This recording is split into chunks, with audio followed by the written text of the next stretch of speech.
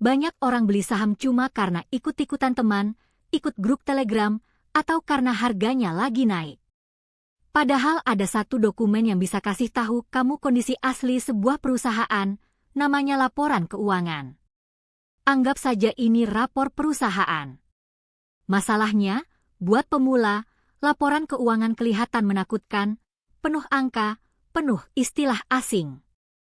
Padahal sebenarnya, kamu cukup paham 5 bagian inti untuk bisa menilai sebuah saham jauh lebih jernih. Di video ini kita bongkar satu persatu, pelan-pelan, pakai contoh nyata. Seperti biasa, konten ini cuma untuk edukasi ya, ini bukan saran jual atau beli.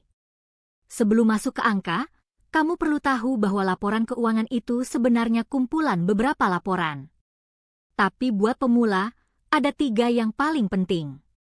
Yang pertama, laporan laba rugi. Ini seperti rapor nilai selama satu periode, misalnya 3 bulan atau 1 tahun. Isinya, berapa yang perusahaan hasilkan, berapa yang dikeluarkan, dan berapa untung yang tersisa. Yang kedua, neraca. Kalau laba rugi itu rapor selama satu periode, neraca itu seperti foto kekayaan perusahaan pada satu hari tertentu. Dia menunjukkan apa yang perusahaan punya dan apa yang perusahaan utang.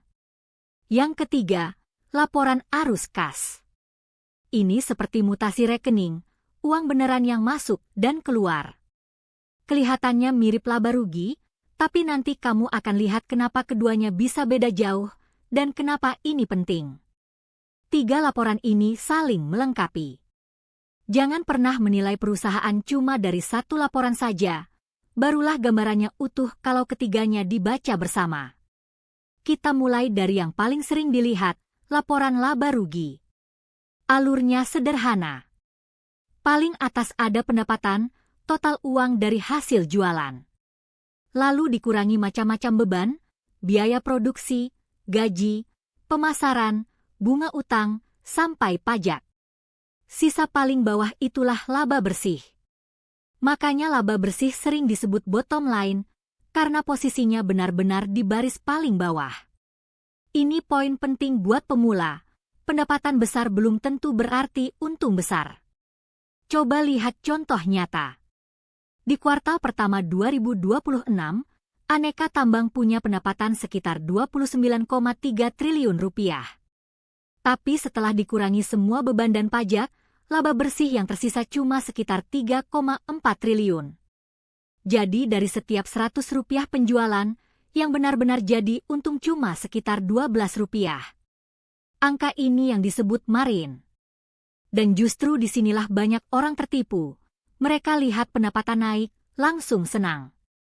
Padahal yang lebih penting adalah, apakah labanya ikut naik, atau malah tergerus beban yang membengkak. Selalu turun sampai ke baris paling bawah dulu, baru menyimpulkan. Sekarang pindah ke neraca. Neraca ini dipegang oleh satu rumus yang tidak pernah berubah, aset sama dengan liabilitas ditambah ekuitas. Kedengarannya rumit, padahal logikanya sederhana. Aset itu semua yang perusahaan punya, kas, pabrik, persediaan, piutang. Nah, semua harta itu asalnya dari 2 sumber. Pertama, dari utang, itu yang disebut liabilitas. Kedua, dari modal pemilik sendiri, itu yang disebut ekuitas. Jadi rumus tadi cuma bilang, semua yang kamu punya, pasti asalnya dari uangmu sendiri atau uang pinjaman. Kita pakai contoh Antam lagi. Total asetnya sekitar 63,3 triliun rupiah. Dari jumlah itu, ekuitas atau modal pemiliknya sekitar 40,4 triliun. Berarti sisanya, sekitar 22,9 triliun, adalah utang. Kenapa ini penting? Karena dari sini kamu bisa lihat seberapa sehat struktur keuangannya.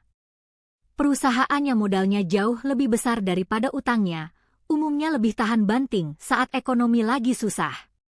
Nanti di bagian rasio, kita ubah ini jadi satu angka yang gampang dibandingkan.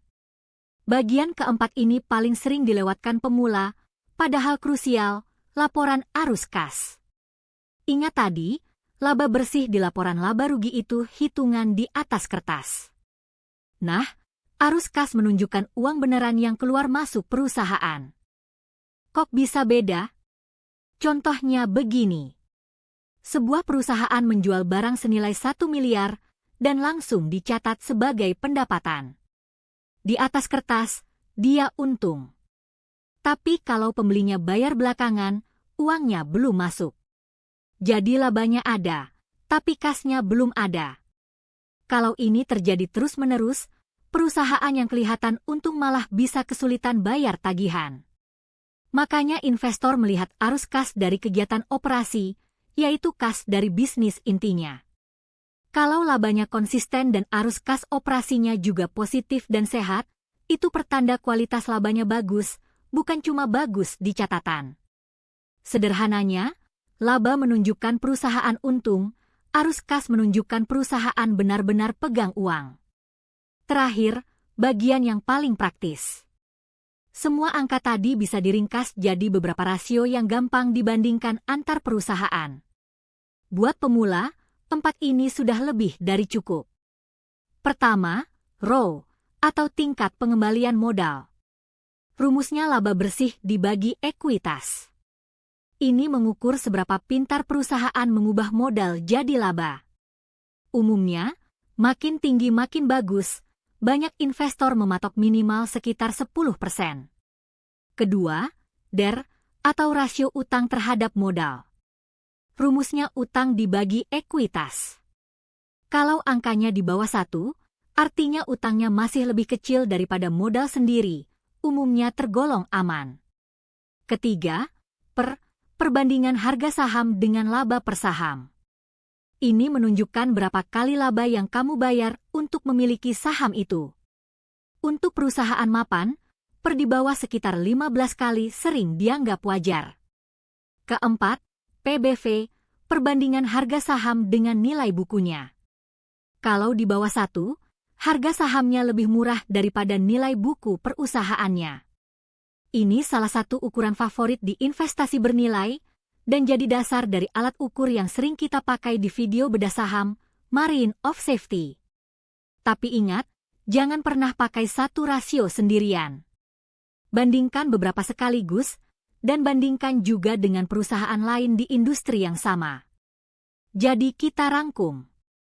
Laporan keuangan itu rapor perusahaan, dan kamu cukup kuasai 5 hal inti. Laba rugi untuk lihat untung ruginya, neraca untuk lihat harta dan utangnya, arus kas untuk memastikan untungnya nyata, plus rasio-rasio untuk membandingkan. Dengan modal ini saja, kamu sudah selangkah lebih maju daripada kebanyakan orang yang beli saham cuma ikut-ikutan.